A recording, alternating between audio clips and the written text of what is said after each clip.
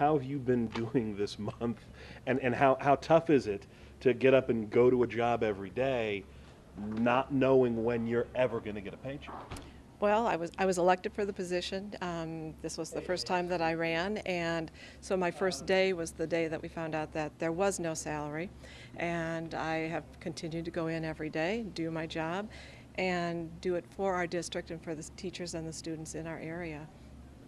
What is going to happen over the next week in your office as you wait to find out what's going to happen in Springfield with your paycheck? What's sitting on your desk to be signed? What's the to-do list? Look in the crystal ball. Tell me how busy you're going to be over the next 7 days. Well, we just finished training all of our bus drivers, so we have that, over with at this point. Right now, we're working on doing the occupancy permits for a lot of. We have 34 occupancy permits coming up in the next month that we have to go and do the walkthroughs and approve them or make recommendations at that point. So that's coming up. We have a lot of certification, people coming in to renew their certificates, people that just graduated that want to get their certificates going through.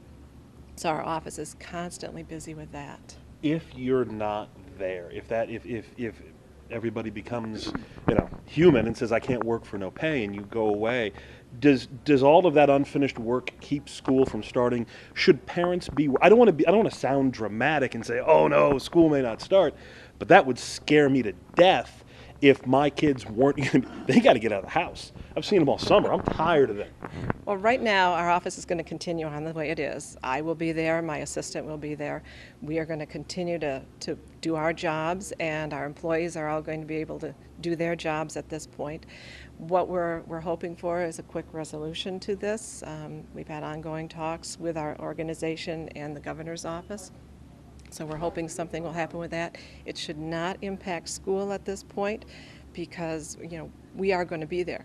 If we weren't there, if the office is not, there would be issues because the governor has not been able to say who could do the job, who will be there.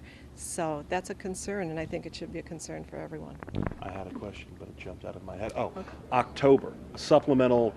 Lawmakers aren't back till the end of October for veto session. Is that too long to wait? You said a quick resolution, probably more than a week, but it's got to be less than October?